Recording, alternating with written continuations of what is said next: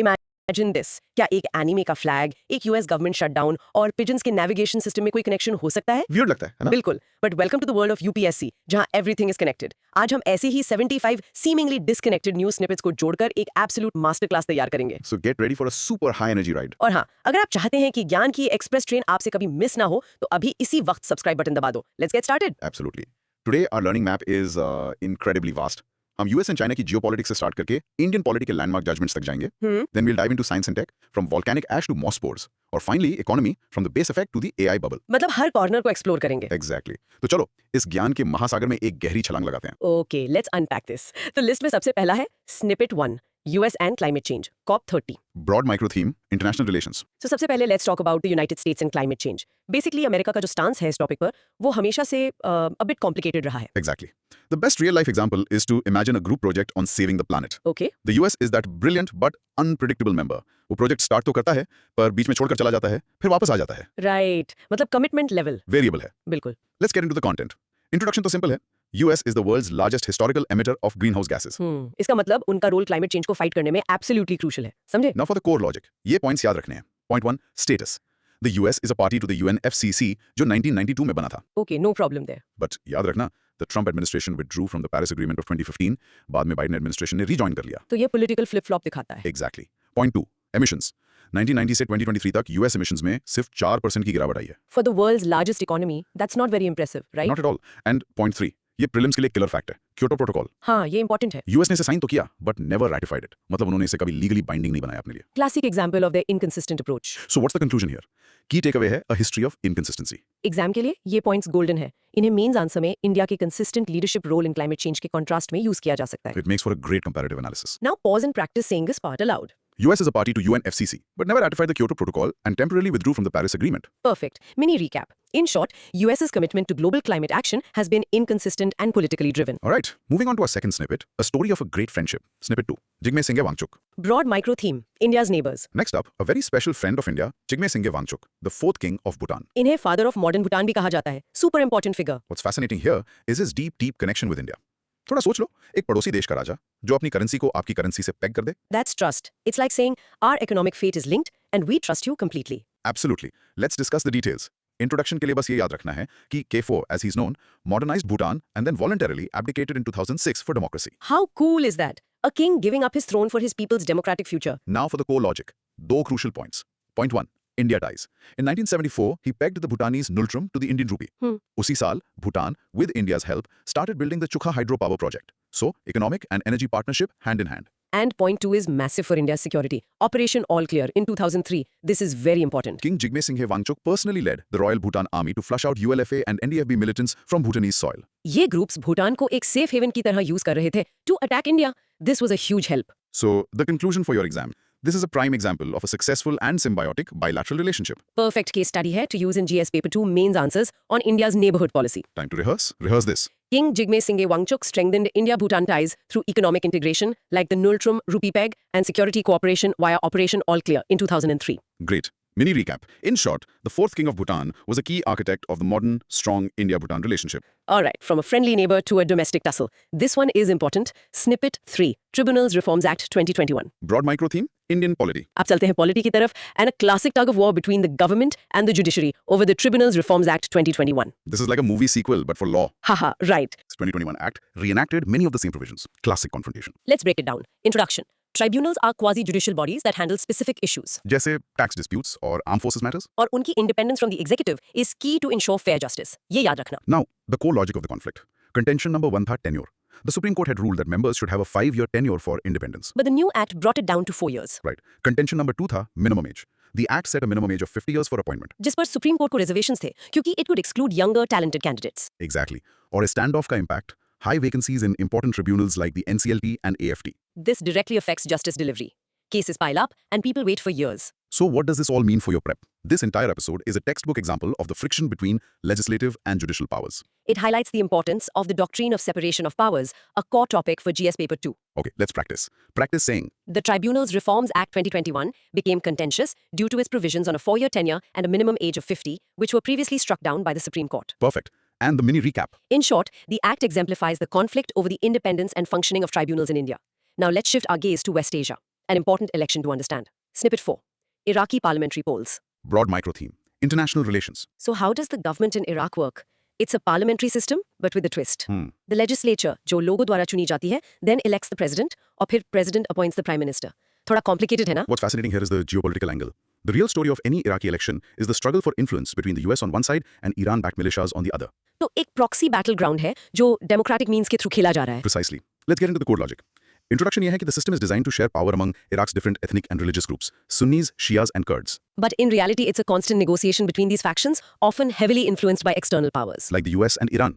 For your conclusion, this is a key case study in post-conflict state building and the challenges of creating a stable democracy. The key takeaway is that internal politics in Iraq are inseparable from external power struggles. We can't understand one without the other. Let's rehearse this. Practice saying. Iraq has a parliamentary system where the legislature elects the president, who then appoints the PM, but the entire process is heavily influenced by the geopolitical rivalry between the US and Iran. Great. Mini recap.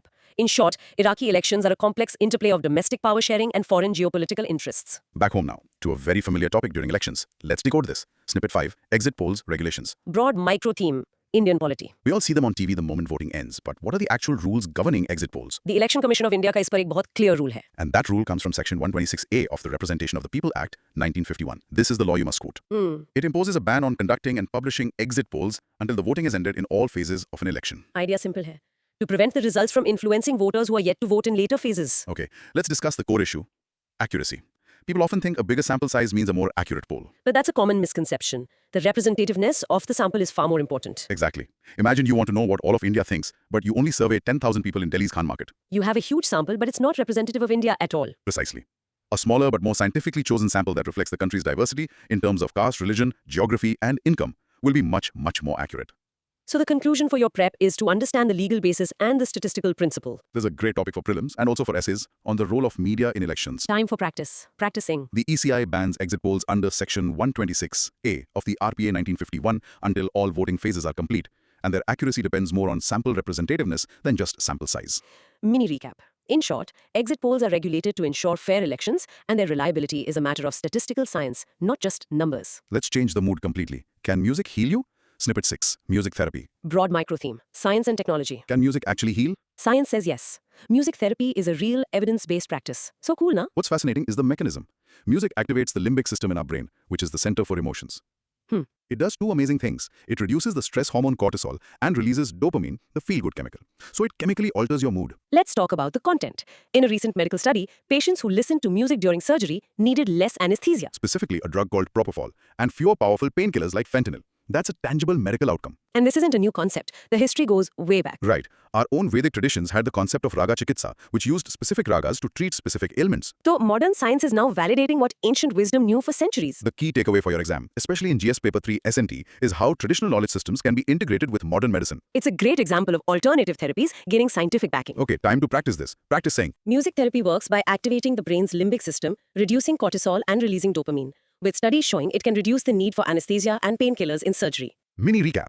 In short, music therapy is a scientifically validated practice rooted in both modern neuroscience and ancient traditions. From healing sounds to critical minerals, this is a brilliant story of strategy. Snippet 7. Rare Earths and Japan Model. Broad micro theme. International relations, economy. Here's a story of a crisis and a brilliant response. Back in 2010, China, which controlled over 90% of the world's rare earth elements, suddenly halted exports to Japan. And why?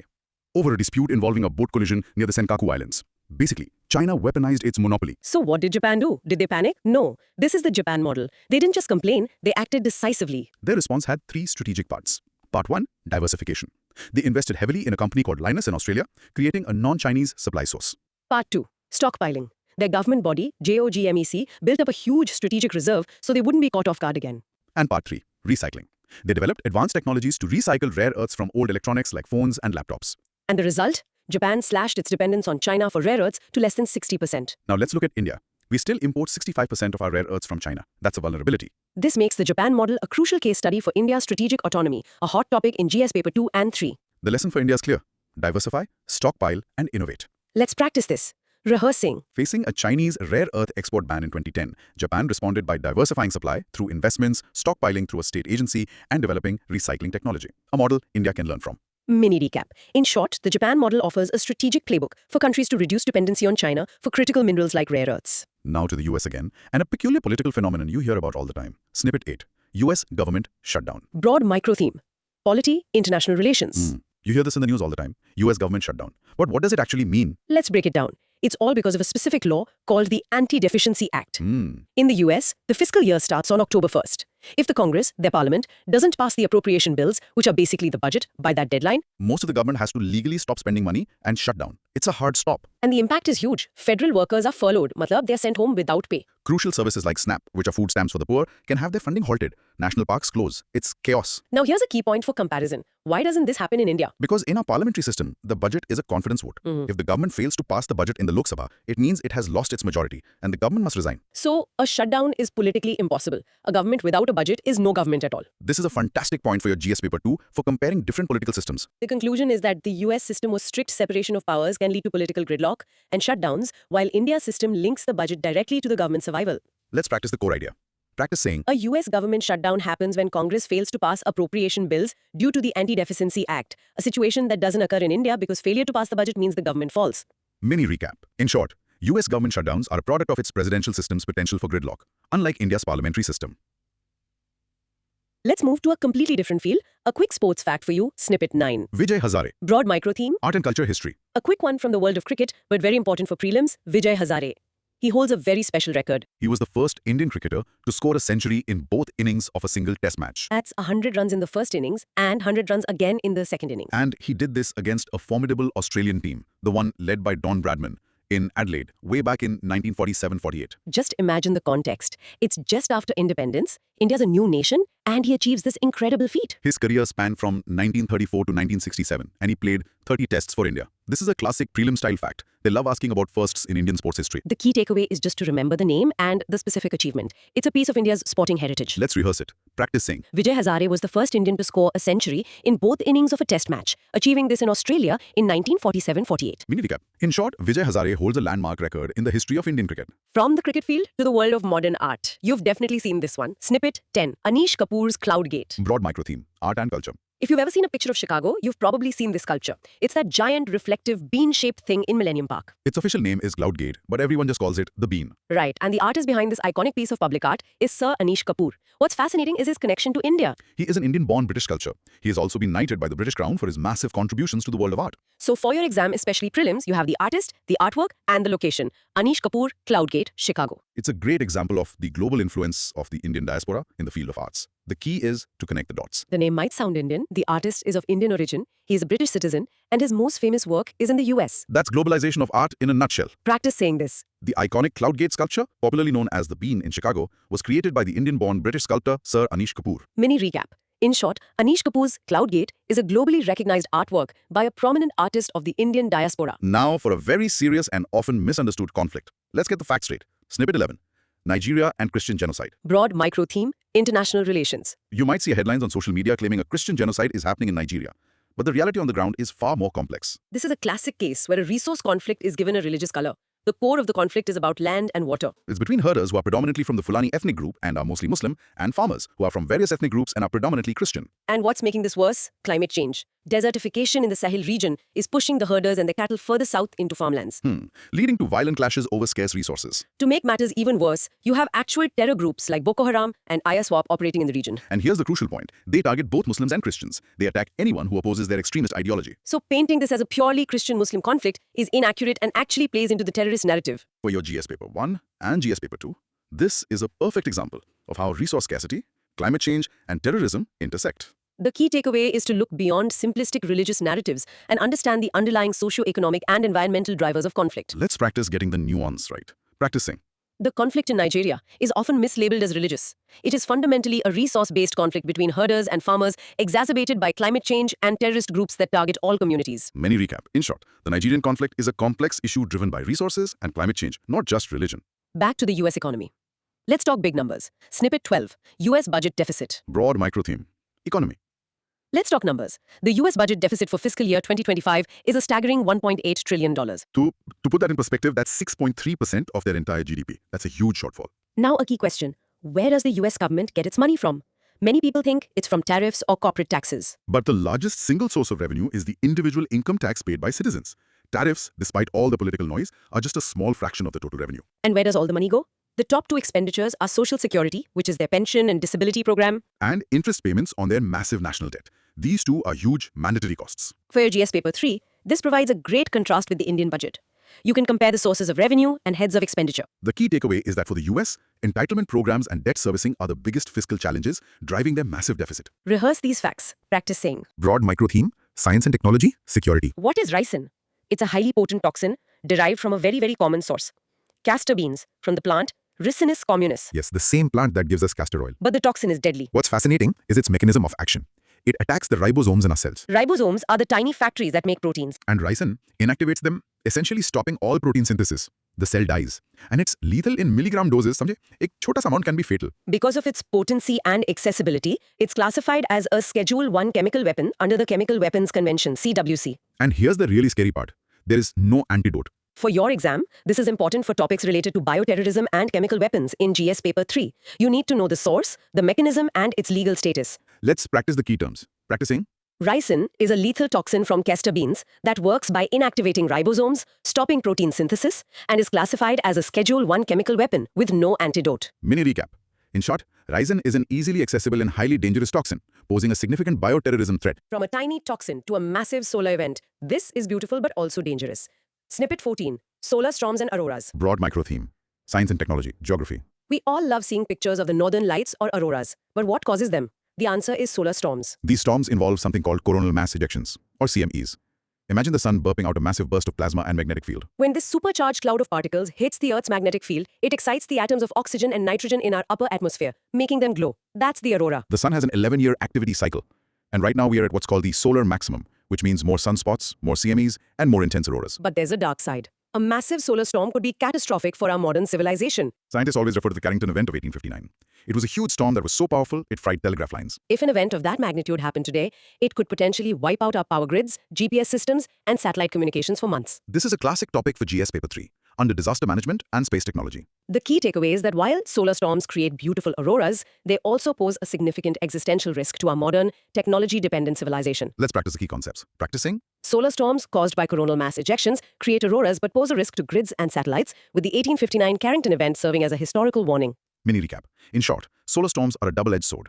They create spectacular auroras but threaten modern infrastructure. And now for something surprisingly controversial. A coin. Snippet 15. US penny. Broad micro-theme, economy. The humble 1-cent coin, the US penny. It seems harmless, but what's the issue with it? The issue is a concept called seigniorage. Seigniorage is the profit a government makes from minting currency. It's the difference between the face value and its cost of production. For most coins, this is positive. The government makes a small profit. But not for the penny. The US penny is made of zinc and copper, and the cost of these metals and the minting process is now greater than 1 cent. In fact, it costs about 2.7 cents to make a 1-cent coin. This means the seigniorage is negative. The US government actually loses money on every single penny it makes. This has led to a long-running debate in the US about whether to abolish the penny, just as many other countries, including Canada and Australia, have done. This is a fun little fact for your economics prep. It's a perfect real-world illustration of the concept of seigniorage. Let's practice. Practicing same. The US penny has a negative seigniorage because its production cost, due to the price of zinc and copper, is higher than its face value of 1 cent. Mini recap. In short, the US penny is a loss-making currency for the government, sparking debates about its abolition. Let's cross the border to Pakistan. This is a significant political shift. Snippet 16. How 27th Amendment seals Pakistan's army's stranglehold. Broad micro-theme. India's neighbors. Pakistan's new 27th Amendment has some major implications for its power structure. Essentially, it formalizes the army's control over the state. There are 3 key changes to watch. First, it creates a new position. Chief of Defense Forces. This isn't just a coordinator role. The army chief will hold this position and will have direct command over the army, navy, and air force. That centralizes immense power. Second, it creates a federal constitutional court. This new court will have the power to supersede the Supreme Court on constitutional matters, which could be used to undermine judicial independence and validate military actions. And third, it introduces the rank of Field Marshal, which will be a lifetime status. This ensures that the military leadership remains influential forever. For your GS Paper 2 on India and its neighborhood, this is a critical development.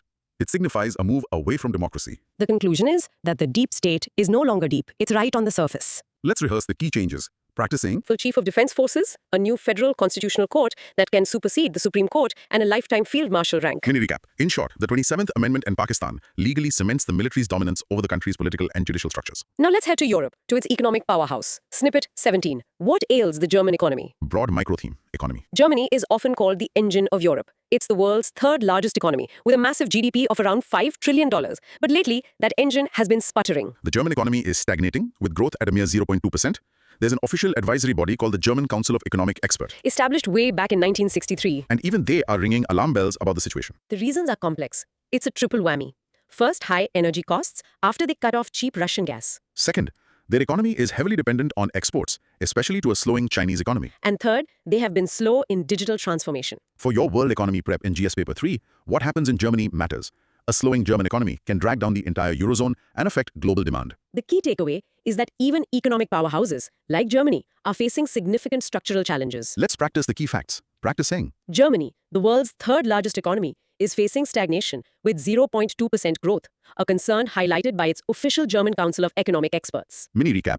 In short, the German economic engine is stalling due to a combination of energy, trade, and structural issues with global repercussions. Next up, a fascinating intimate phenomenon that you have probably experienced. Snippet 18. Trump, Epstein files, and Streisand effect. Broad micro-theme, Science and Technology Society. What is the Streisand effect? It's a very counterintuitive idea that is super relevant in the digital age. It describes a phenomenon where attempting to hide, remove, or censor a piece of information has the unintended consequence of publicizing that information even more widely. The term was coined in 2005 by a tech blogger named Mike Masnick.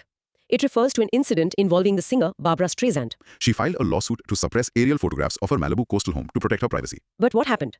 Before the lawsuit, the photo had been downloaded only a handful of times, but the news of her lawsuit went viral, and suddenly millions of people saw the picture. Her attempt to hide it made it world famous. That's the Streisand effect. This is a hugely relevant concept today, with examples like the recent unsealing of files related to Jeffrey Epstein. For your GS Paper 4, ethics, or essays, it's a great example of unintended consequences. The more you try to hide, the more people want to see. Let's practice the definition. Practicing? The Streisand effect is when an attempt to censor information backfires, causing it to become more widely known.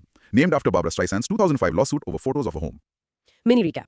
In short, the Streisand effect demonstrates that in the digital age, trying to hide something can be the surest way to make it famous. Now, for a public health alert that shows just how connected our world is. Snippet 19. Wild polio found in German wastewater. Broad micro theme. Science and technology, health. This is a very worrying development. Wild polio is a disease that's on the verge of eradication. It's endemic in only two countries, Afghanistan and Pakistan. But recently, the wild polio virus was detected in sewage in Hamburg, Germany. This is the first time it's been detected in Europe since 2010. Now, this doesn't mean someone has the disease there, but it means the virus is present and circulating silently, likely brought in by a traveler. And this is dangerous because polio has no cure. It can only be prevented by a vaccine. So, if this virus finds its way to an unvaccinated population, it can cause an outbreak of paralysis. This highlights the critical importance of global surveillance and vaccination programs, a key topic for GS Paper 2. The key takeaway is that in an interconnected world, no country is safe from a disease until it is eradicated everywhere. Let's rehearse the key facts. Practice saying. Wild polio, endemic only in Afghanistan and Pakistan, was detected in German wastewater, highlighting the risk of reintroduction as there is no cure, only vaccine-based prevention. Mini recap. In short, the discovery of wild polio in Germany is a stark reminder that global disease eradication requires constant vigilance. Let's move to the world of academia and a growing controversy. Snippet 20. Why universities are boycotting global rankings. Broad micro theme. Education. We often see these prestigious university rankings, like the QS or the THE rankings. They seem very objective, but some top universities are now boycotting them.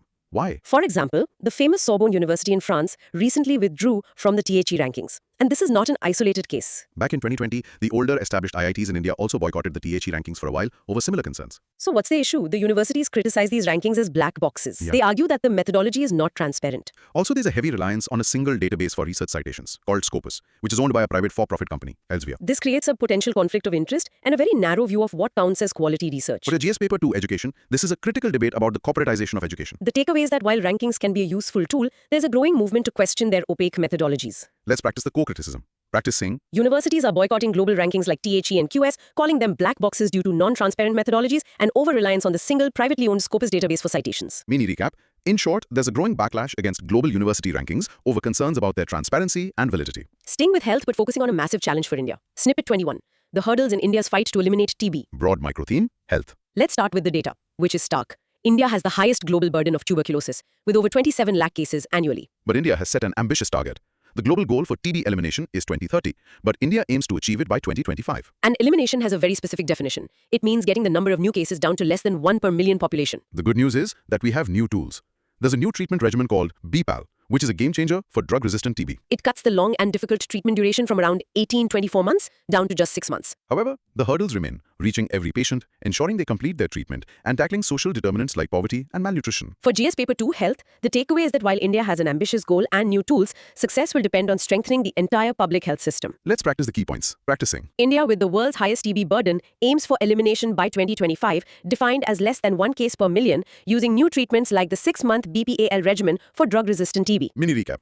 In short, India's ambitious TB elimination goal hinges on leveraging new treatments and overcoming systemic public health challenges. Next, a very interesting legal loophole that many people are confused about. Snippet 22. Why buying bhang is legal, but growing cannabis isn't? Broad micro-theme. Polity, law. This is a classic example of how the letter of the law can create strange situations. So why is bhang, which comes from the cannabis plant, legal in many states, while growing the plant itself is completely illegal? It all comes down to the NDPS Act of 1985. The Act has a very specific definition of cannabis. It includes charas and ganja. But here's the loophole. The definition explicitly excludes the seeds and leaves of the plant when not accompanied by the tops. And bhang is traditionally made from the leaves and seeds.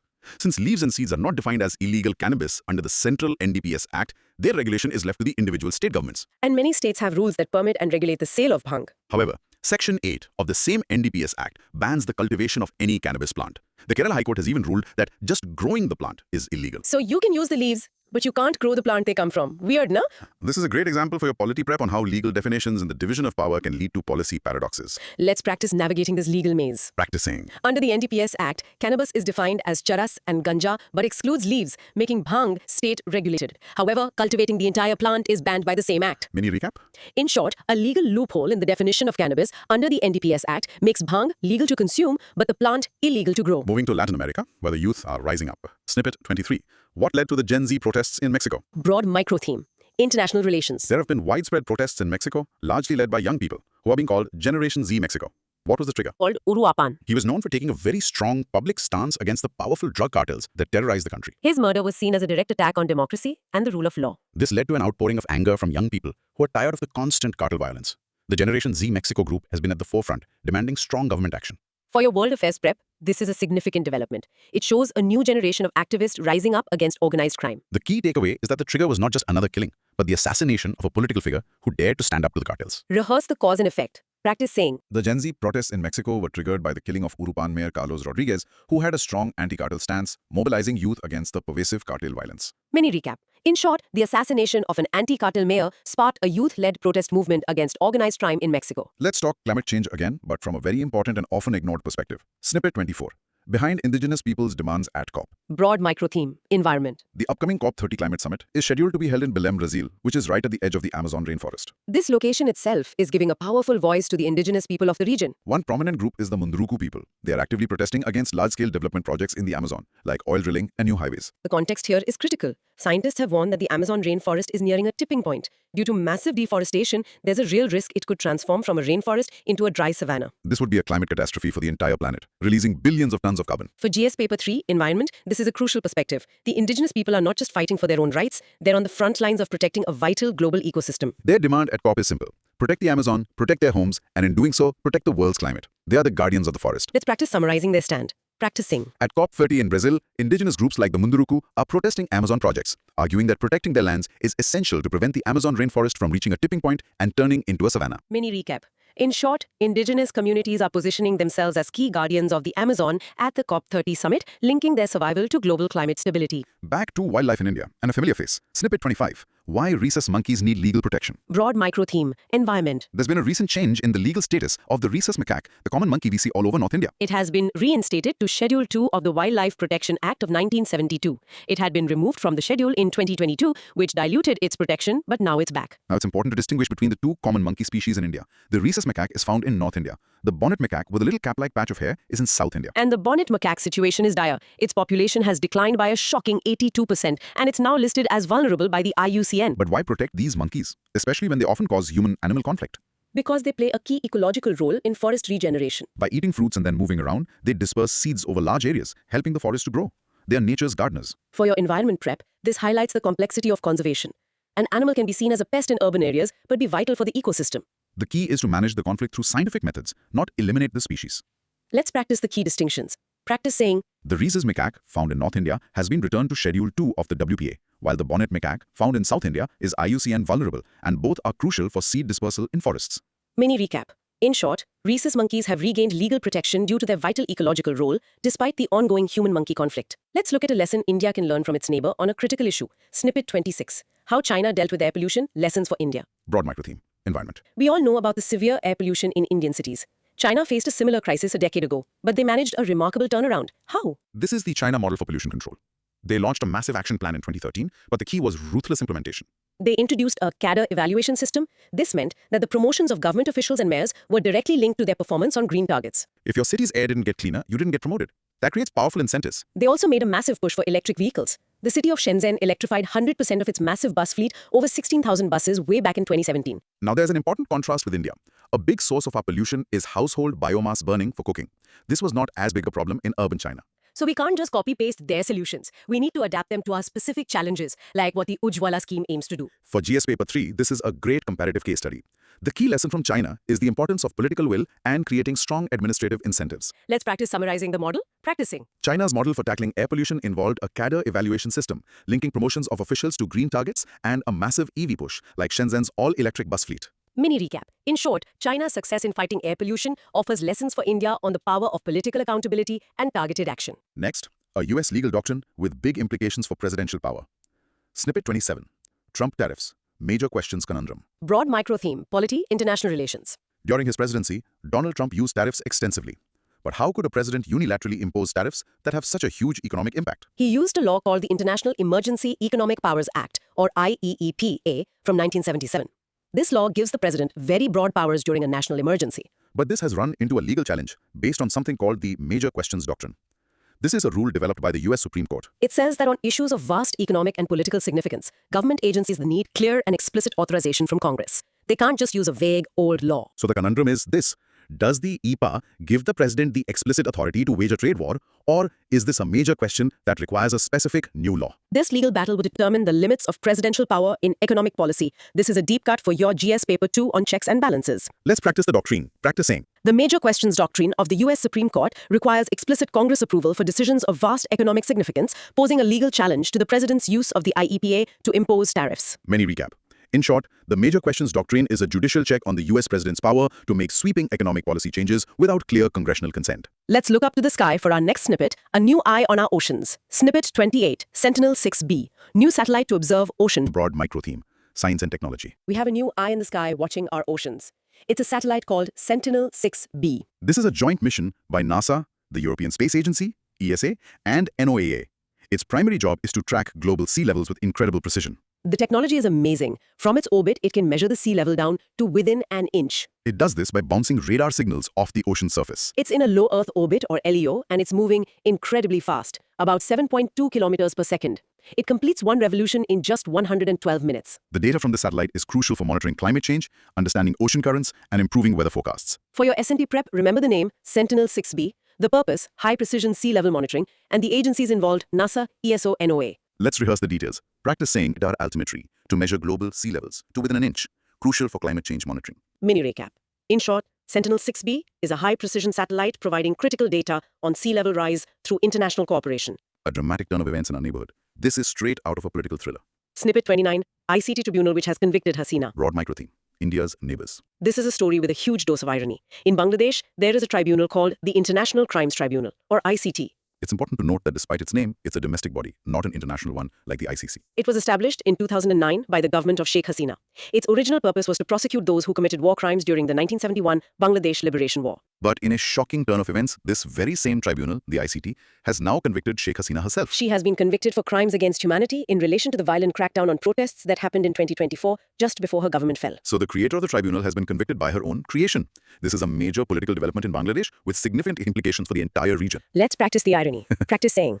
The International Crimes Tribunal of Bangladesh, a domestic body created by Sheikh Hasina in 2009 to try 1971 war crimes, has now convicted her for crimes against humanity related to the 2024 protests. Mini recap. In short, in a dramatic twist, Sheikh Hasina has been convicted by the very war crimes tribunal she established. Let's dive into the ocean to meet a gentle giant. Snippet 30. What threatens India's sea cows? Broad micro theme, environment. India is home to a gentle marine giant, the dugong, also known as the sea cow. It's a large marine mammal and the only herbivorous one. It feeds exclusively on seagrass. Their conservation status is a cause for serious concern. They are listed as vulnerable by the IUCN and are given the highest level of protection in India under Schedule 1 of the Wildlife Protection Act. Their habitats in India is very specific. You'll find them only in a few places: the Gulf of Mannar, Palk Bay, the Gulf of Kutch, and around the Andaman-Nicobar Islands. Recognizing the threats they face, a positive step has been taken. In 2022, Tamil Nadu notified India's first dugong conservation reserve in Palk Bay. This is a crucial step. For your environment section, remember the dugong, its diet, seagrass, its status, vulnerable, Schedule I, its specific habitats, and the new conservation reserve. Let's practice the facts. Practice saying. The dugong, or sea cow, is a vulnerable, Schedule I marine mammal that feeds on seagrass and is found in areas like the Gulf of Mannar, with a new conservation reserve now established in Palk Bay, Tamil Nadu. Mini recap. In short, targeted conservation efforts like the new reserve in Palk Bay are crucial for the survival of India's threatened dugong population. Let's decode some economic jargon that you hear all the time in the news. Snippet 31. How base effect, bullion price, shaped CPI inflation. Broad micro theme, economy. You often hear the term base effect when economists talk about inflation. What does it actually mean? It's quite simple. Inflation is calculated as a year-on-year change.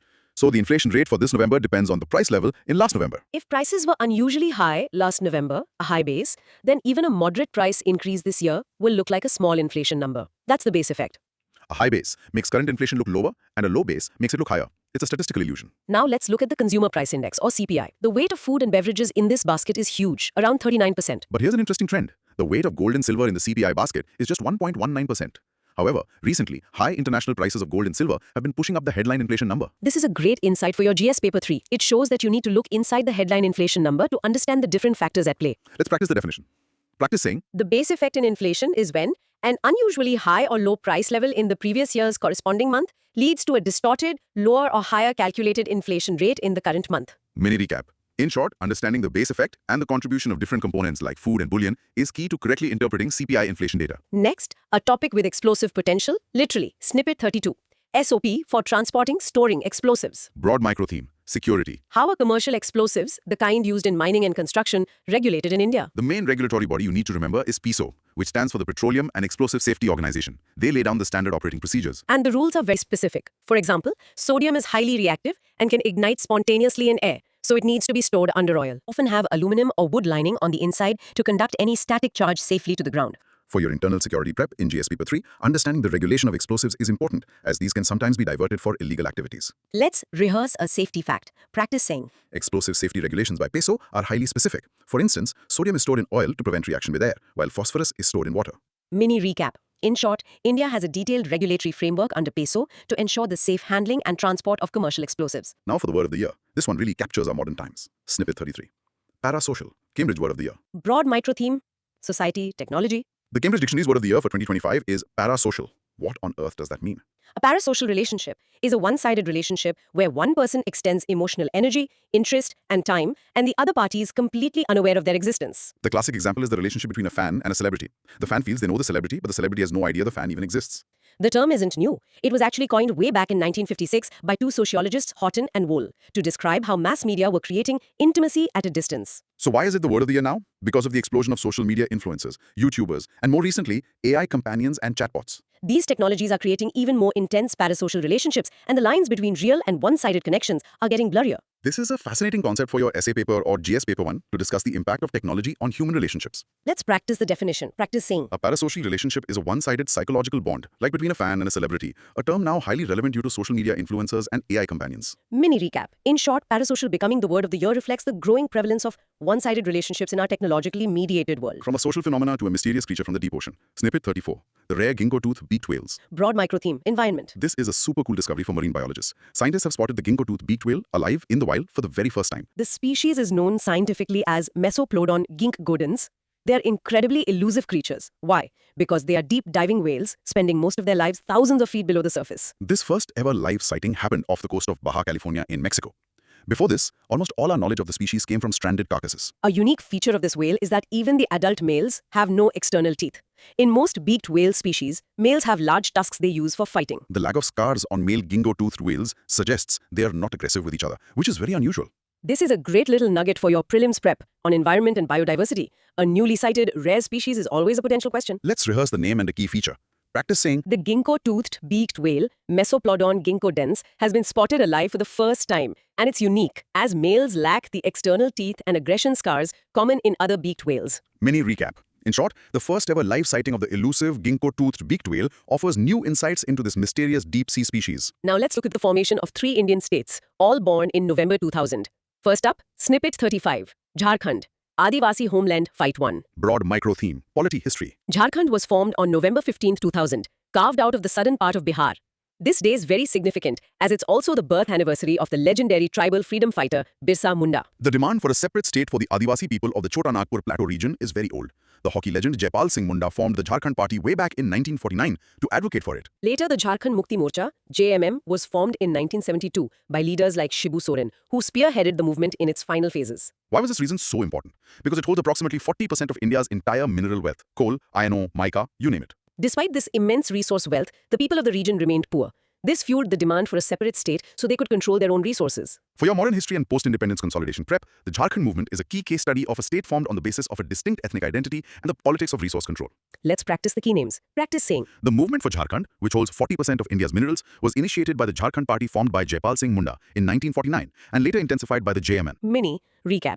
In short, Jharkhand was created in 2000 after a long struggle by Adivasi leaders to create a homeland and gain control over the region's vast mineral resources. Next in the trio of states formed in November 2000. Snippet 36. Uttarakhand. Home in hills. Broad micro-theme, polity, history. Uttarakhand was formed on November 9, 2000, carved out of the hilly regions of Uttar Pradesh. The demand for a separate hill state is also quite old.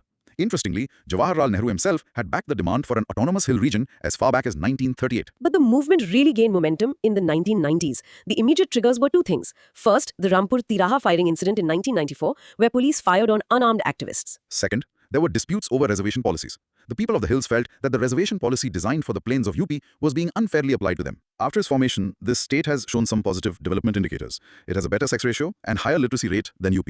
A key geographical fact to remember is that 86% of the state's area is hilly. This is another important case study for state reorganization, this time based on distinct geography and culture. Let's rehearse the triggers. Practice saying, The demand for Uttarakhand, a state that is 86% hills, was triggered in the 1990s by events like the 1994 Rampur Tiraha firing and disputes over the application of reservation policies in the hill region. mini recap. In short, Uttarakhand was formed to give political representation and focused development to the unique hill regions of former Uttar Pradesh. And the final state in this group, the first one to be created that month. Snippet 37, Chhattisgarh, once a punishment posting. Broad micro-theme, polity history. Chhattisgarh was the first of the three states to be born in November 2000, on November 1st. It was carved out of the southeastern part of Madhya Pradesh. The region was historically considered underdeveloped and remote, and for government officials, a posting to this tribal belt was often seen as a punishment posting. But the state is incredibly resource-rich. It's known as the rice bowl of central India. It has the third largest coal reserves in the country, and a massive 44% of its land is under forest cover. After its formation, the state has been known for some innovative policies. It was the first state in India to be declared a zero-power cut state. And it enacted its own Food Security Act in 2012, even before the National Food Security Act came into force. The formation of Chhattisgarh is a case study of creating a new state to focus on the development of a resource-rich but historically neglected region. Let's practice its resource profile. Practice saying. Chhattisgarh, formed from MP, is known as the Rice Bowl, has India's third largest coal reserves, and has 44% of its area under forest cover. Mini recap. In short, the creation of Chhattisgarh was aimed at turning a resource-rich but neglected punishment-posting region into a development-focused state. Let's switch gears to the world of high-tech finance and a word on everyone's lips, AI. Snippet 38, what NVIDIA's quarterly results mean, AI bubble. Broad micro-theme, economy, S&D. The tech company NVIDIA is on an unbelievable roll. Its market capitalization has crossed $5 trillion. It completely dominates the market for the GPUs that are essential for AI.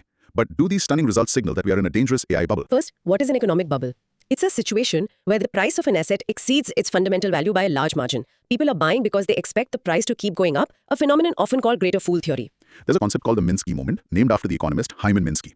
He argued that long periods of stability encourage investors to take on more and more speculative risk, which eventually leads to a financial crisis and a market collapse when the bubble bursts. The question is whether we are in a Minsky-style build-up in AI stocks? So are we in an AI bubble? The bulls argued that the AI revolution is real and transformative. The bears argued that the hype has run far ahead of actual profits across the sector and a painful correction is inevitable. For your GS Paper 3, this is a perfect real-time example of market dynamics, speculation, and economic bubbles. Let's practice the key concept. Practice saying. A potential AI bubble, exemplified by NVIDIA's soaring valuation, raises concerns about a Minsky moment, where a long period of speculative investment driven by hype leads to an eventual market collapse. Mini recap. In short, NVIDIA's incredible financial success is fueling a debate on whether the AI industry is in a speculative bubble poised for a correction.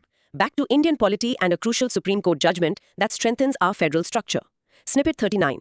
How SC answered the 14 questions governor. Broad micro theme. Indian polity. There has been a lot of friction recently between state governments and the governors, particularly over the issue of delaying bills. The Supreme Court recently gave a landmark judgment clarifying the governor's powers. The judgment revolved around Article 200 of the Constitution. The court made it very clear that governors do not have a pocket veto like the president does. When a state legislature passes a bill, they must act. They have three options: give assent, withhold assent, or reserve the bill for the president. But they must do it as soon as possible. They cannot just sit on the bill indefinitely. The court also interpreted Article 361, which gives the governor immunity. The court said this immunity applies to the governor as an individual person, but it does not protect their inaction in their official capacity. The failure of a governor to act on a bill is justiciable, meaning it can be challenged in court. Interestingly, the court also refused to use its powers under Article 142 to create a deemed assent. Instead, it put the onus back on the governor to act as per the Constitution. This judgment is extremely important for your JS paper 2, as it strengthens federalism and clarifies the constitutional role of the governor. Let's practice the key ruling on Article 200. Practicing. The Supreme Court ruled that under Article 200, governors do not have a pocket veto and must decide on a bill as soon as possible,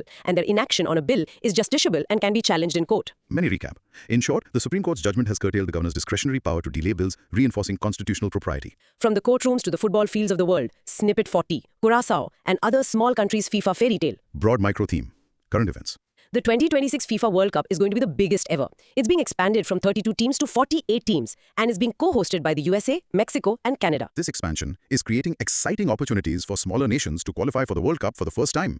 We are seeing potential debutants like the tiny Caribbean island of Curaçao and countries from Asia like Uzbekistan and Jordan. The expansion also has a big impact on regions that had fewer spots before. For the first time ever, the Oceania region gets one direct qualification spot. This means a team like New Zealand, which usually had to go through a difficult intercontinental playoff, now has a much clearer and fairer path to the World Cup. This is a nice little tidbit for your general awareness. It shows how changes in the rules of international sporting bodies can promote inclusivity. Let's practice the key change. Practice saying. The expansion of the 2026 FIFA World Cup to 48 teams is allowing smaller nations like Curaçao to potentially debut and has given the Oceania region its first ever direct qualification spot. Mini recap. In short, the expanded 48-team World Cup is democratizing access to football's biggest stage. Now for a bit of geology, let's understand what makes a volcano tick. Snippet 41. Semeru erupts.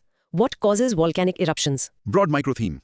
Geography. Mount Semeru in Indonesia, one of the most active volcanoes there, has erupted again. But what fundamentally causes a volcano to erupt? It's all about density and pressure. Deep within the Earth, you have magma, which is molten rock mixed with gases. Magma is less dense or lighter than the solid rock surrounding it, so it wants to rise to the surface. Now, the nature of the eruption, whether it's explosive or gentle, depends on the magma's composition, specifically its silica content. If the magma has high silica content, it's very thick and sticky, like honey. This sticky magma traps gases. As the magma rises, the pressure decreases, and these trapped gases expand violently. This leads to a massive explosive eruption, sending ash high into the atmosphere. Mount Semeru is this type. If the magma has low silica content, it's thin and runny, like ketchup. Gases can escape easily, so you get a gentle, effusive eruption, where lava just flows out, like the shield volcanoes in Hawaii. This distinction between explosive and effusive eruptions is a core concept in physical geography for your GS Paper 1. Let's practice the core mechanism. Practice saying. Volcanic eruptions are caused by rising low-density magma, and their explosivity depends on silica content. High silica magma is sticky, traps gas, and causes explosive eruptions, while low silica magma is runny and leads to gentle, effusive eruptions. Mini recap. In short, the stickiness of magma, determined by its silica content, dictates whether a volcanic eruption is a violent explosion or a gentle ooze of lava. From a volcano to a pop culture symbol that has taken over the world. The one from the intro, Snippet 42. Straw Hat Jolly Roger flag in Gen Z protests. Broad micro theme, society, current events. A surprising symbol has been appearing in recent youth-led protests around the world, from Mexico to France. The Straw Hat Jolly Roger flag. What is it? This symbol is from the hugely popular Japanese anime and manga series One Piece. It's the flag of the protagonist, Monkey D. Luffy, and his crew of Straw Hat pirates. Now, in the world of One Piece, the pirates are not just criminals.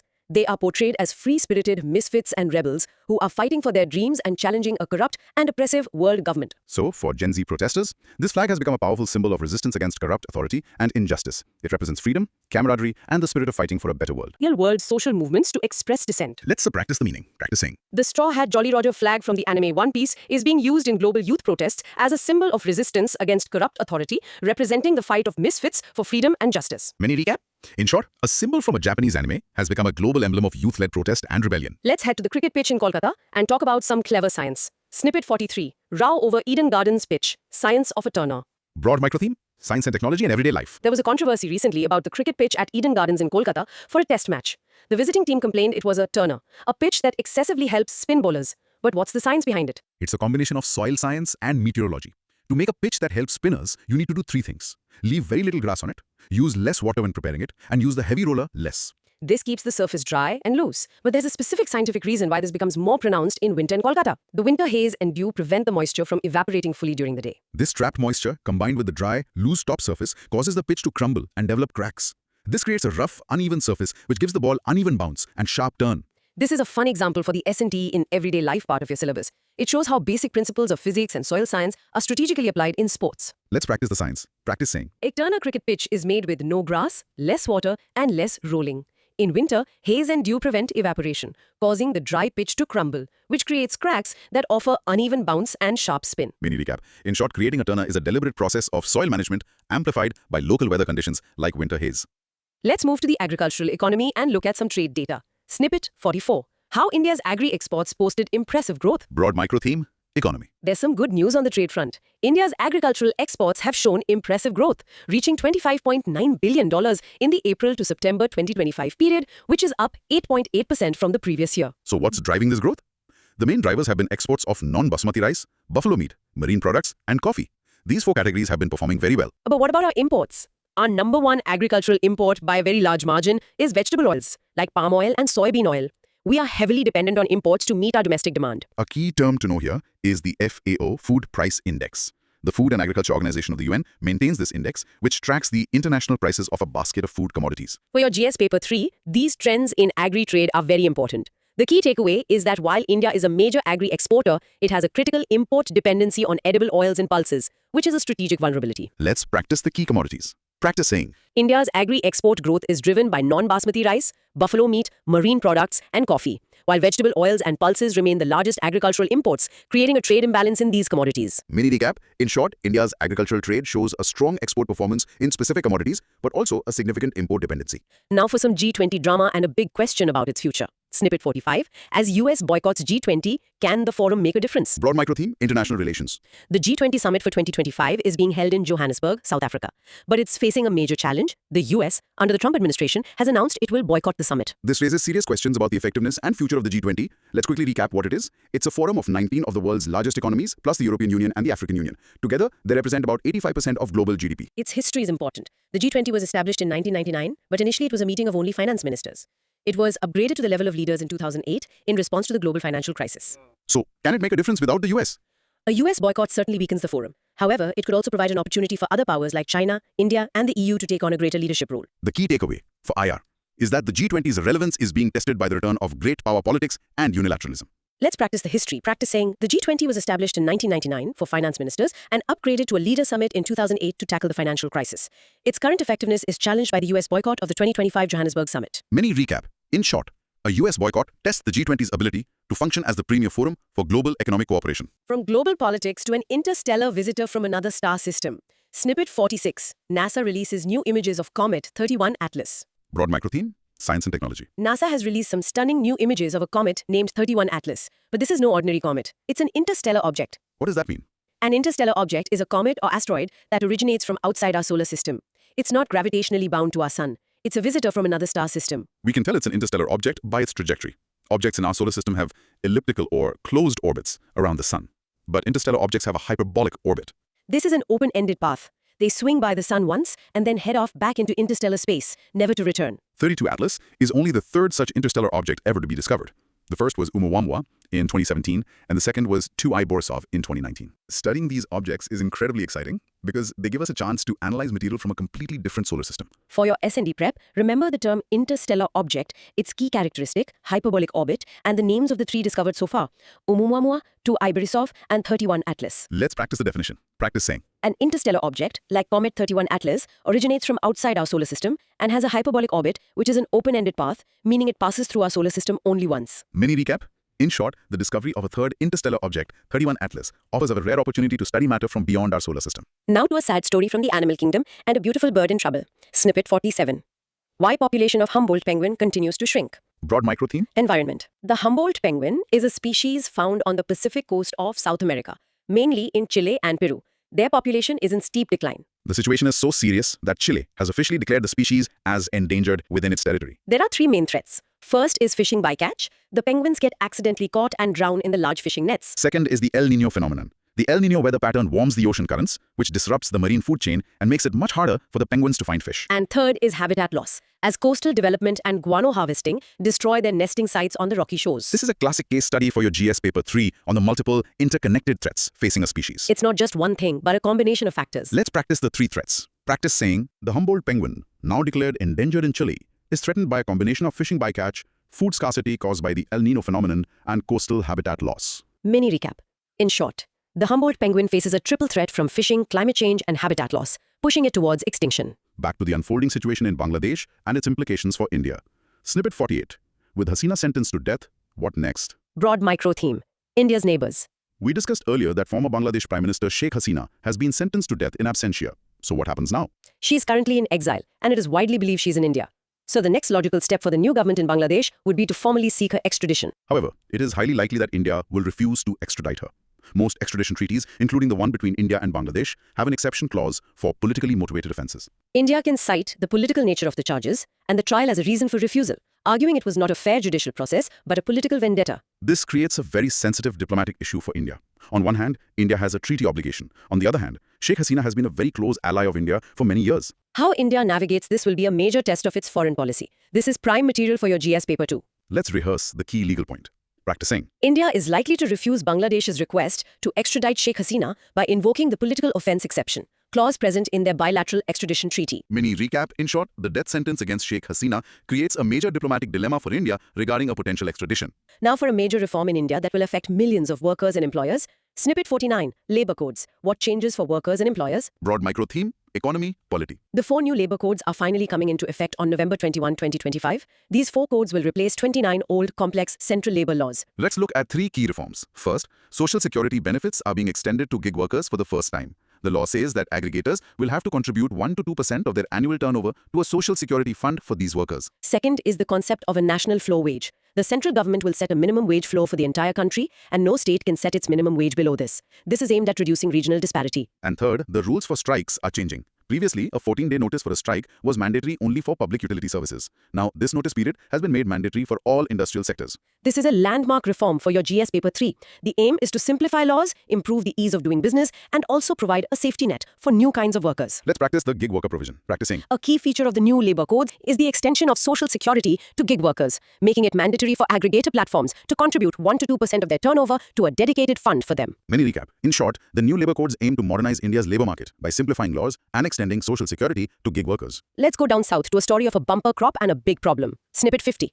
Tamil Nadu's record paddy harvest and storage crisis. Broad micro theme. Economy, agriculture. Tamil Nadu has had a record harvest of Kuruvai paddy. Kuruvai is the short-term paddy crop grown in the Kaveri Delta region. But this good news has created a big problem. The harvest season has coincided with the onset of the northeast monsoon.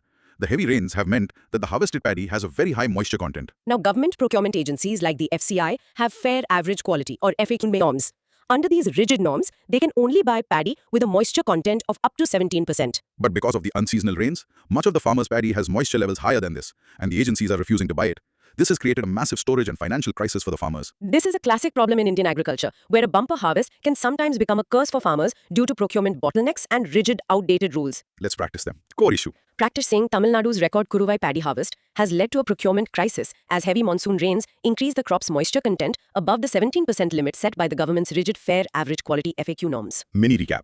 In short, a combination of a bumper harvest and unseasonal rains has exposed the rigidity of India's crop procurement system in Tamil Nadu. From the farm to outer space, for a story of incredible survival. Snippet 51. Moss spores survive 9 months in space. Broad micro theme. Science and technology. In a remarkable experiment, moss spores were exposed to the harsh environment of outer space for 283 days. They were placed on the exterior of the International Space Station. And the results were absolutely stunning. After 9 months of exposure to hard vacuum, extreme temperatures, and intense cosmic radiation, a whopping 80% of the spores survived. Not just survived, but they were able to germinate, grow, and reproduce once they were brought back to Earth. So how do they do it? The scientists believe it's their multi-layered spore walls. These tough outer layers provide passive shielding against radiation and prevent the spore from desiccating in the vacuum. This has huge implications for the field of astrobiology and the theory of panspermia.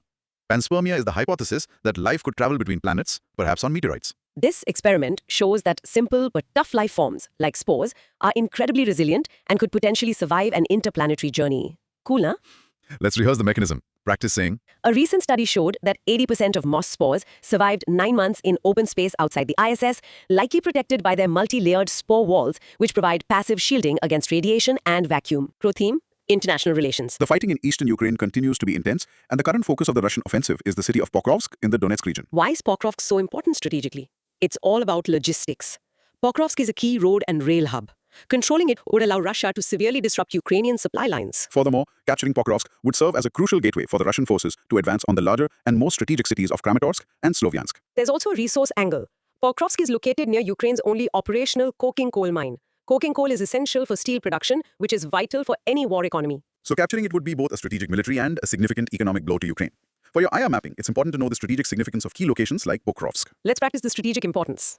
Practicing. Russia is pushing to take Pokrovsk in Ukraine because it is a key road and rail hub that serves as a gateway to the strategic cities of Kramatorsk and Sloviansk, and it is located near a major coking coal mine. Mini recap. In short, Pokrovsk is a strategic linchpin in the battle for the Donbass due to its logistical location and economic importance.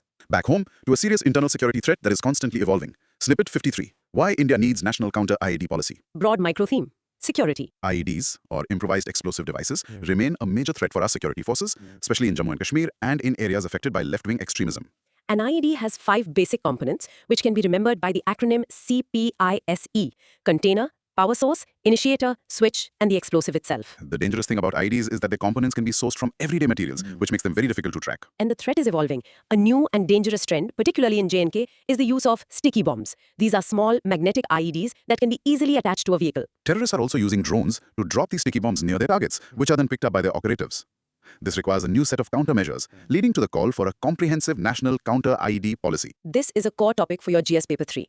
The key takeaway is that the IED threat is dynamic and our security strategies need to constantly evolve. Let's practice the new trend. Practice saying. A new evolving IED trend in J&K involves sticky bombs, which are small magnetic IEDs often delivered via drones, highlighting the need for an updated and comprehensive national counter-IED policy. Mini recap. In short, the evolving nature of the IED threat, including new tactics like sticky bombs, necessitates a dedicated national policy. Let's look at the economic impact of tariffs again, from the consumer's perspective. Snippet 54.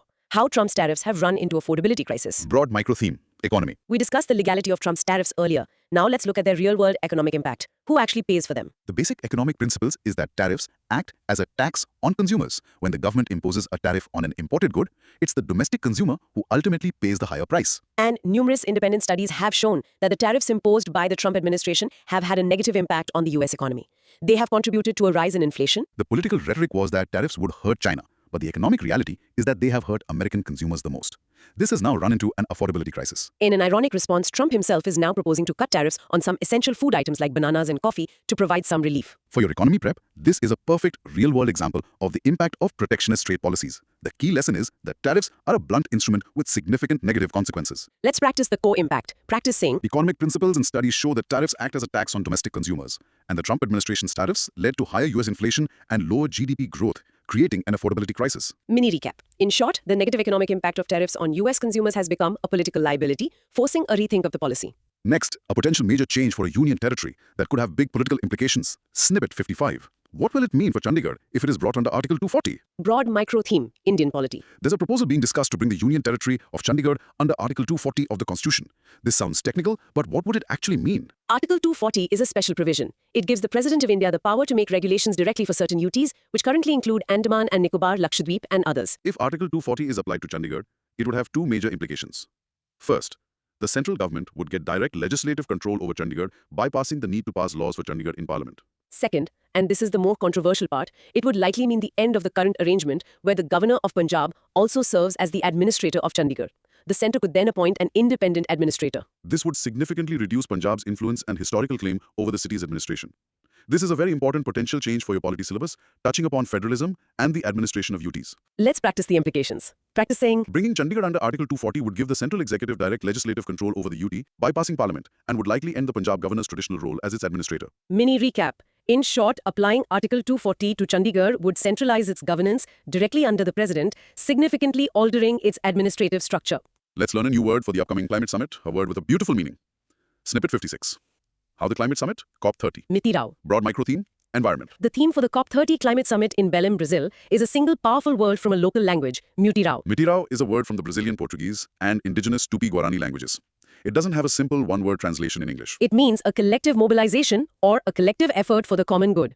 It refers to the traditional practice where people come together voluntarily to perform a big task that benefits everyone. So, by choosing this word as the theme for COP30, Brazil is sending a powerful message to the world. The message is that tackling the climate crisis cannot be done by governments and diplomats alone. It requires a mutiran, a collective mobilization of all of society, including indigenous communities, civil society, businesses, and individuals. This is a beautiful concept to use in your essays or ethics answers on environmental governance and the importance of community participation. Let's practice the meaning. Practice saying. Mutiron, the theme for COP30 in Brazil, is a Tupi Guarani word meaning a collective mobilization for the common good, calling for a society-wide effort to tackle climate change, not just a governmental one. Mini recap. In short, the COP30 theme Mutiran emphasizes the need for collective, community-driven action in the fight against climate change. Now a throwback to the father of evolutionary biology and a common misconception. Snippet 57. How Darwin's Origin of Species laid basis. Broad micro theme, science and technology history. On November 24, 1859, Charles Darwin published his groundbreaking book On the Origin of Species. The central concept he introduced was natural selection. This is the idea that organisms with traits that are better suited to their environment are more likely to survive, reproduce, and pass on those traits. Now here's a fun fact. The famous phrase survival of the fittest was not actually coined by Darwin in his original work. It was coined by another contemporary thinker, the sociologist and philosopher Herbert Spencer. Darwin did use the phrase in later editions, but he gave full credit to Spencer for it. This is a fundamental concept in all of biology. Understanding natural selection is key to understanding everything from how bacteria develop antibiotic resistance to the incredible biodiversity on our planet. Let's practice the fun fact. Practice saying. The core concept of natural selection was proposed by Charles Darwin in On the Origin of Species, but the popular phrase survival of the fittest was actually coined by the sociologist Herbert Spencer. Mini recap. In short, Darwin's theory of natural selection revolutionized biology, though the popular phrase most associated with it came from Herbert Spencer. Let's talk aviation and the incredible stress on the human body. Snippet 58. Tejas crash. Need for and risks in high-performance maneuvers. Broad micro theme, science and technology, security. There was a recent crash of a Tejas fighter jet during an aerobatic display. This tragic incident highlights the incredible physical stresses that fighter pilots endure. The key concept here is G-force. When a jet pulls up sharply, it creates positive G-force. This forces blood away from the pilot's head and down towards their feet. If it's too intense, it can lead to a blackout, a temporary loss of vision. The opposite happens in a sharp dive, which creates negative G-force. This forces blood to rush to the pilot's head. This can cause a readout, where their vision turns red. But the most dangerous phenomenon is G-lock, G-induced loss of consciousness. The pilot can just pass out for a few seconds. And the risk is that during low-level aerobatics, you are flying very fast and very close to the ground. A few seconds of unconsciousness is all it takes for a crash. Let's practice the G-force effects. Practice saying. High-performance flying involves positive G-force, which can cause a blackout by pulling blood from the head to the feet, and negative G-force, which can cause a readout by pushing blood to the head, with the ultimate risk being G-induced loss of consciousness, G-lock. Mini recap. In short, high G-forces pose significant physiological risks to fighter pilots, including G-lock, which is especially dangerous during low-level maneuvers. Staying with aviation, but a different kind of threat that comes from the ground. Snippet 59. Haley Gubby, why volcanic ash is dangerous for aircraft. Broad micro theme, science and technology, disaster management. A volcano named Haley Gubin in Ethiopia has erupted for the first time in 12,000 years, and volcanic eruptions pose a serious and hidden danger to aircraft. Why is volcanic ash so dangerous? The danger lies in its composition. Volcanic ash is not like soft, fluffy ash. It's essentially made of tiny, sharp, abrasive particles of rock and glass, primarily silica. Now, silica has a melting point of around 1,000 to 1,100 degrees Celsius. Here's the problem. A modern jet engine operates at temperatures well above that, over 1,500 degrees Celsius. So when an aircraft flies through a cloud of volcanic ash, the ash gets sucked into the engines and the silica particles melt. This molten glass then flows to the back of the engine and coats the turbine blades. As it cools, it solidifies into a layer of hard glass, disrupting the airflow and causing the engine to lose power or even shut down completely. This is why airspace is closed for hundreds of kilometers around an erupting volcano, even if the ash cloud is not visible. Let's practice the mechanism. Practicing. Volcanic ash is dangerous for aircraft because it is made of silica, which melts inside the hot jet engine and then resolidifies and coats the turbine blades with a layer of glass, potentially causing a catastrophic engine flameout. Mini recap. In short, volcanic ash can cause catastrophic engine failure by melting and resolidifying as glass inside a jet engine. From flying machines to flying birds. The one from the intro. Snippet 60. What helps pigeons navigate long distances? Broad micro theme, science and technology. We've known for centuries that pigeons have an incredible ability to navigate and find their way home. But how do they do it? A new study has shed light on their internal biological compass. It seems pigeons can directly detect the Earth's magnetic field. The sensor for this sixth sense is not in their eyes or beak, but deep in their brainstem, in a region called the vestibular nuclei. The actual sensor appears to be in their inner ear. The semicircular canals of the inner ear act as a magnetometer. As the pigeon moves its head through the Earth's magnetic field, it induces tiny electric currents in the conductive fluid of the inner ear. The vestibular nuclei can then detect and process these tiny currents to get a precise sense of direction, just like a compass. It's basically a biological magnetometer. Let's rehearse the location of the sensor. Practice saying. Pigeons navigate using the Earth's magnetic field, which they detect via their inner ear loops that sense magnetically induced electric currents. These signals are then processed by the vestibular nuclei in their brainstem. Mini recap. In short, pigeons have a sophisticated internal magnetic compass located in their inner ear and brainstem. Now for some advice for all of us in this hyper-connected world. Snippet 61. How a one-week social media break can benefit mental health. Broad micro theme. health, society. Can taking a short break from social media actually improve your mental health? A new study from the University of Bath says yes, it can. The study looked at young adults aged 18 to 24 who took a one-week break from all social media platforms. The results were quite clear. The participants reported significant reductions in their feelings of anxiety and depression. They also reported improvements in their sleep quality and a reduction in insomnia. But here's a very interesting and important nuance. The break did not reduce their feelings of loneliness. This suggests that while social media can be detrimental to mental health, it also serves a genuine social utility. It helps people feel connected, and simply removing it can't solve the underlying problem of loneliness. This is a great point for your essays. The takeaway is that a social media detox can be beneficial, but the relationship between social media and loneliness is more complex. Let's practice the nuanced finding. Practicing. A one-week social media break was found to reduce anxiety and depression in young adults, but interestingly, it did not reduce their feelings of loneliness, indicating that the platforms also serve a social utility in combating isolation. Mini recap. In short, taking a break from social media can improve certain aspects of mental health, but it's not a cure-all for the complex issue of loneliness. Back to the problem of air pollution and the technology we use to measure it. Snippet 62. How Delhi's air quality monitors work. Broad micro-theme. Environment, S&T. During winter in North India, we are all glued to the air quality data. But how do these monitors actually work? And are they always accurate? And depositing the particulate matter on a filter tape. Then, it shoots a beam of beta rays through the tape. The amount of beta rays that are blocked is proportional to the mass of the particles on the tape. From this, it calculates the concentration of PM in the air. But this technology has a major flaw, especially in Delhi's humid winter. The flaw is humidity. When the relative humidity is high, the tiny hygroscopic particles in the air absorb water and become heavier. The BAM cannot distinguish between the dry particle and the water absorbed by it. It measures the total mass of the wet particle. This leads to a significant and systematic overestimation of the actual pollution level. Studies by IIT Kanpur have shown this bias can be as high as 30 to 46%.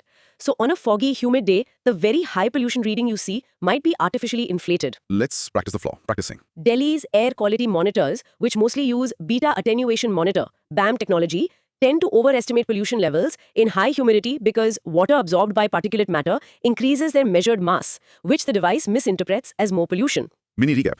In short, the most common air quality monitoring technology in India has a significant humidity-related flaw, leading to overestimated pollution readings during winter. Let's move to Bihar and look at what is needed for true women's empowerment. Snippet 63. After cash, what Bihar's women need. Broad micro-theme, social justice, economy. There have been many cash transfer schemes for women in Bihar, which provide some financial support. But what do they need beyond that to be truly empowered? The female labor force participation rate, or LFPR, for young women aged 15 to 29 in Bihar is the lowest in India. It's a shocking 8.8% compared to the national average of 21.4%. And among the small percentage of women who are employed, a massive 72.8% are in the agricultural sector, which often means low-wage, seasonal, and insecure work. The state's fiscal situation is also a major constraint. Bihar's fiscal deficit is over 9% of its GSDP, which is 3 times the 3% FRBM limit. This severely limits the government's ability to spend on large-scale job creation programs. So for your GS Paper 1 and 2, the key takeaway is that while cash transfers provide immediate relief, long-term empowerment requires a structural shift, creating more non-farm job opportunities and improving skills. Let's practice the key statistic. Practicing. Bihar has India's lowest female labor force participation rate, LFPR, for young women at just 8.8%. And among those employed, 72.8% work in the low-wage agricultural sector, highlighting the need for non-farm jobs. Mini recap. In short, for women's empowerment in Bihar, the focus needs to shift from just cash transfers to creating sustainable, non-agricultural employment opportunities. Next, a major reform in higher education that aims to clean up the regulatory mess. Snippet 64. Bill to constitute single higher education authority. Broad micro-theme, education. There's a new bill on the anvil, the Higher Education Commission of India, or HECI Bill 2025. This is a big one. The main aim is to replace the multiple regulatory bodies in higher education with a single overarching regulator. It would subsume the UGC, the AICTE, and the NCTE. Medical and legal education will be kept out for now. This idea comes directly from the National Education Policy of 2020. The NEP recommended creating a single regulator, the HECI, but with 4 independent verticals to carry out different functions. What are these 4 proposed verticals? The first would be the National Higher Education Regulatory Council, NHERC, for regulation. The second would be the National Accreditation Council, NAC, for accreditation. The third would be the Higher Education Grants Council, HEGC, for funding. And the fourth for setting academic standards, the General Education Council, GEC. This is a landmark reform for your GS Paper 2. The move towards a single regulator is aimed at ending the fragmented and inefficient regulatory landscape. Let's practice the 4 verticals. Practice saying, the proposed Higher Education Commission of India, HECI, will be a single regulator with 4 independent verticals for regulation, NEHRC, accreditation, NAC, grants, HEGC, and standards, GEC, as recommended by NEP 2020. Mini recap. In short, the HECI Bill aims to unify India's higher education regulation under one umbrella with 4 distinct functional verticals. Let's look at the history of a special day for our democracy. Snippet 65. How November 26th came to be celebrated as Constitution Day. Broad micro-theme, polity, history. We celebrate Republic Day on January 26th because that's when the Constitution came into full effect. But why do we celebrate Constitution Day or Samvidhan Divas on November 26th? Because November 26th, 1949 is the date when the Constituent Assembly of India formally adopted, enacted and gave to themselves the Constitution. The monumental work of drafting was finished on this day. Practice of observing this day as Constitution Day is actually quite recent. It was started by the Government of India in 2015. And why 2015? Because that year marked the 125th birth anniversary of Dr. B.R. Ambedkar, who was the chairman of the drafting committee. So the day was chosen to honor his immense contribution. Before 2015, November 26th was observed in the legal community as National Law Day. This is a nice little fact for your prelims and modern history section. Let's practice the timeline. Practice saying, November 26th is celebrated as Constitution Day because the Constitution was adopted on this day in 1949, and this specific observance began in 2015 to mark the 125th birth anniversary of Dr. B.R. Ambedkar. mini recap. In short, Constitution Day on November 26th commemorates the adoption of the Constitution and honors its chief architect, Dr. Ambedkar. Now for a dark and tragic chapter from India's post-independence history. Snippet 66, what is the Nellie Massacre? Broad micro theme, history, security. The Nellie Massacre is one of the most horrific incidents of communal and ethnic violence in post-independence India. It took place on February 18, 1983, in Assam. In a single day, over 1,800 people, mostly Bengali-speaking Muslims, including a large number of women and children, were brutally killed by mobs in the village of Nellie. What was the context? This happened during the peak of the Assam agitation, which was a movement against what they termed as illegal immigration from Bangladesh. The agitators had called for a boycott of the 1983 state assembly elections. The massacre was a brutal attack on the community that was perceived to be supportive of participating in the elections and was seen as outsiders. A commission of inquiry, the Tiwari Commission, was set up. Its report was kept secret for decades and was only tabled in the Assam Assembly in 2025. The report is said to have highlighted the complete inaction and, in some cases, complicity of the local police in failing to prevent the violence. This is a very important topic for your post-independence history. Let's practice the context. Practice saying. The Nellie Massacre of 1983, in which over 1,800 Bengali-speaking Muslims were killed in Assam, occurred in the context of the anti-immigrant Assam agitation and the contentious 1983 state elections. Mini recap. In short, the Nellie Massacre was a brutal episode of targeted violence during the Assam agitation, marked by state failure to protect its citizens. Let's turn to agrobiotechnology and an important distinction you need to know. Snippet 67, GM crops to genome editing,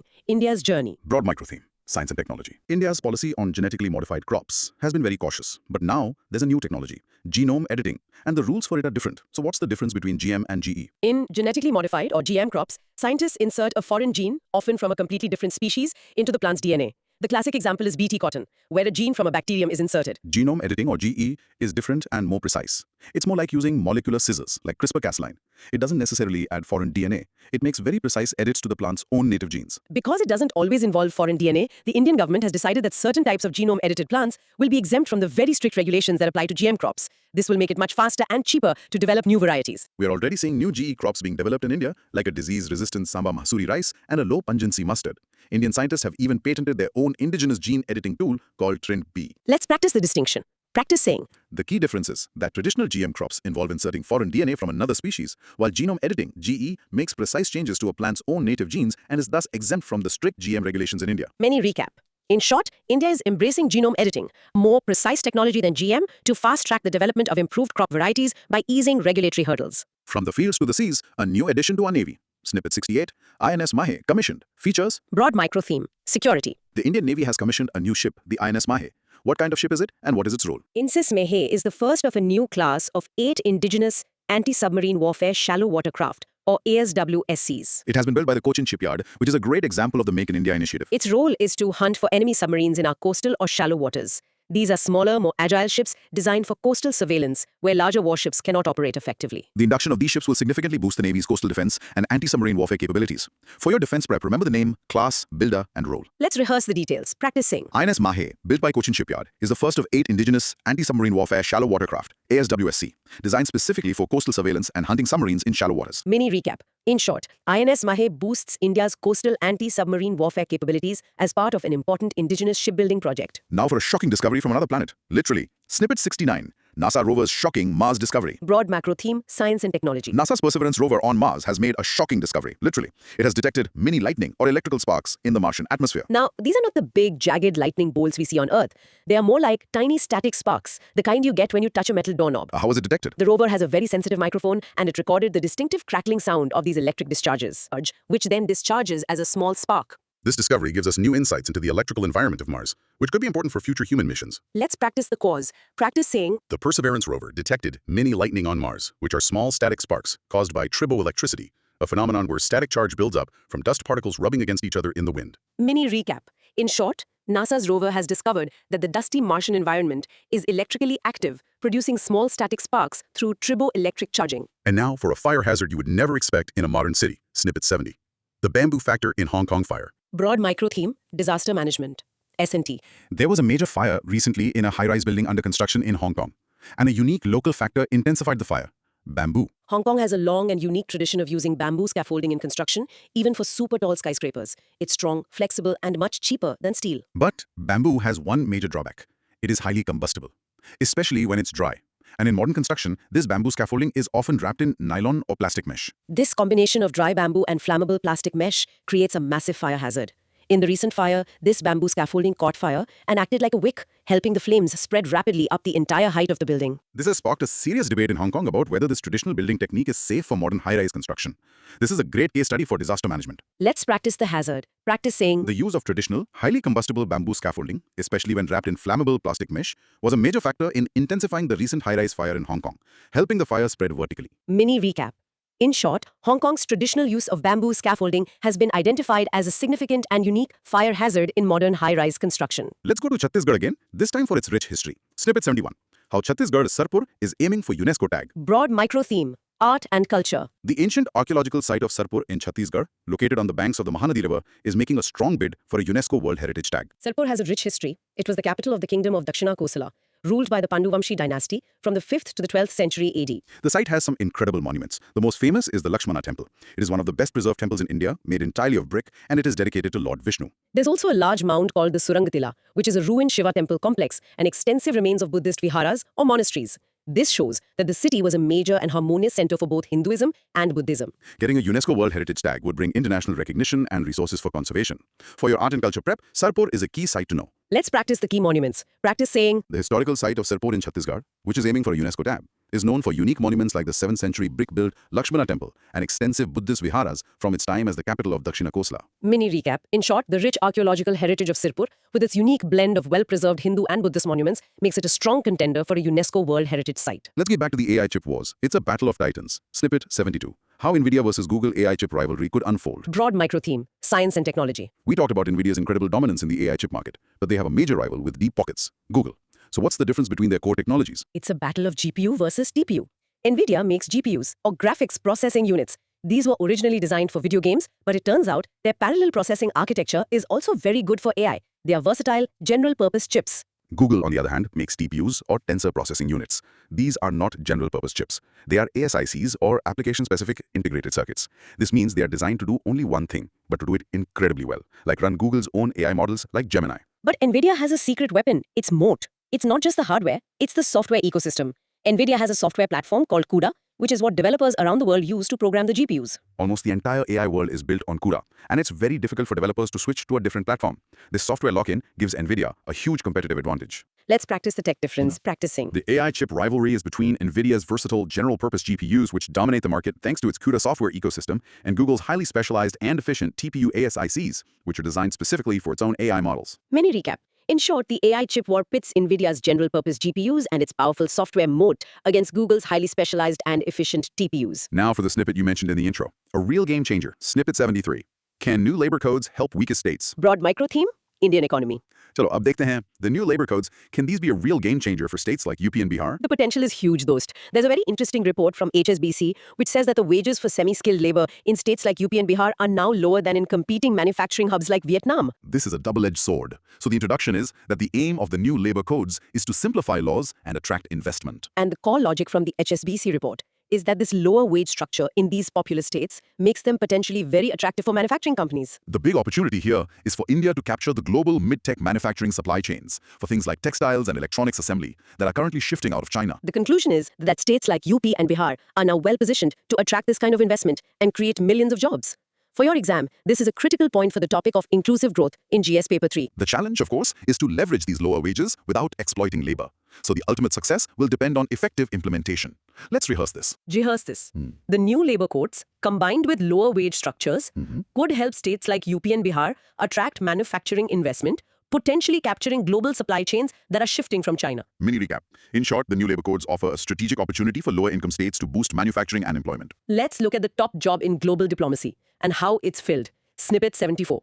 How the next UN Secretary General be chosen. Broad micro theme, international institutions. Ever wondered how the UN Secretary General is chosen? Is it a democratic election? Not really. It's far more political. It's more like a super exclusive club selection process. The real power lies with the P5, the 5 permanent, veto-wielding members of the Security Council. Imagine 5 big bosses in a company having a final veto on who gets to be the CEO. Let's break down the process. Introduction. It's a 2-step process. Core logic. Step 1. The UN Security Council recommends a single candidate. To get this recommendation, a candidate needs at least 9 votes and, critically, no veto from any of the P5 members. This is where the real power politics happens. Step 2 is just a formality. The General Assembly then appoints the single candidate recommended by the Security Council. There's also an important unwritten rule, a convention of regional rotation. The next term, which starts in 2027, is considered to be Latin America's turn. And to gauge support, the UNSC holds a series of informal straw polls. In these secret ballots, candidates are marked as encourage, discourage, or no opinion. This helps to weed out candidates who face a potential veto. The conclusion. This topic is crucial for understanding the limitations and the democratic deficit of the United Nations. If you get a question in your mains exam on UN reforms, these points will be very useful. Let's practice saying this. Practicing? The UN Secretary General is chosen via a 2-step process. A UNSC recommendation that requires at least 9 votes and no P5 veto, followed by a formal General Assembly appointment, with regional rotation being a key unwritten convention. Mini recap. In short, the selection of the UN Secretary General is a politically charged process dominated by the interests of the UNSC's 5 permanent members. And our final snippet for today is a significant legal step from Italy to fight gender-based violence. Snippet 75. Italy legally recognizes femicide. Broad micro theme. Social justice and law. Italy has taken a very important and progressive step by legally recognizing the crime of femicide. This is a significant development globally. Introduction. Femicide is not just any murder of a woman. Core logic. It's the intentional killing of a woman or a girl, specifically because of her gender. It's a hate crime driven by misogyny. By giving it a specific name and a specific law, the state is acknowledging the deep-rooted gender-based hatred behind the crime. Let's look at the details. The new Italian law has criminalized femicide as a specific, aggravated offense, and it's punishable with a life sentence. This marks a global trend towards recognizing gender-based violence more explicitly. In doing so, Italy joins other countries like Mexico and Chile, which already have specific laws criminalizing femicide. This highlights a growing global consensus that gender-based killings need to be treated as a distinct and more serious form of crime. The conclusion for your prep. For GS Paper 1 and GS Paper 2, this is a perfect example of how legal frameworks evolve. The key takeaway is that such laws are important because they focus on recognizing the why behind the crime, the motive of gender hatred, not just the what. Now, practicing this. Italy has legally recognized femicide as a specific crime, punishable by a life sentence, joining a global movement to explicitly criminalize the killing of women motivated by gender-based hatred. Mini recap. In short, Italy's new law on femicide is a major step in acknowledging and combating the specific crime of gender-based violence. Phew, what a marathon session. From the geopolitics of the US to the social justice laws in Italy, we've covered a huge canvas today. The goal was to show you how every piece of news is a dot in the larger picture of your UPSC preparation. Exactly. Up time here to test your recall and connect those dots. Here are 6 content probes for you. Try to answer them out loud. First, what is the stress end effect and how did it get its name? Second, explain the difference between genetically modified, GM, and genome-edited, GE, crops as per the new Indian regulations. Third, what is the major questions doctrine in the US and how does it impact the president's power to impose tariffs? Fourth, describe the 3 key threats to the Humboldt penguin population. Fifth, what are the 4 independent verticals of the proposed Higher Education Commission of India, HECI? And sixth, explain the mechanism of a beta attenuation monitor, BAM, and its biggest flaw in the context of Indian winters. Great questions. And now for your final challenge. Pick any 2 international snippets and 1 domestic Indian snippet from today's discussion. Record a 3-minute audio explaining how the international events could potentially impact the domestic issue. Think creatively. A fantastic way to build analytical skills. Remember, dost, knowledge is not just about collecting facts, but connecting them. Absolutely. We hope this deep exploration was super useful. If it was, you know what to do. Subscribe, hit that like button, and drop a comment telling us which snippet blew your mind the most. Until next time, keep learning, keep connecting.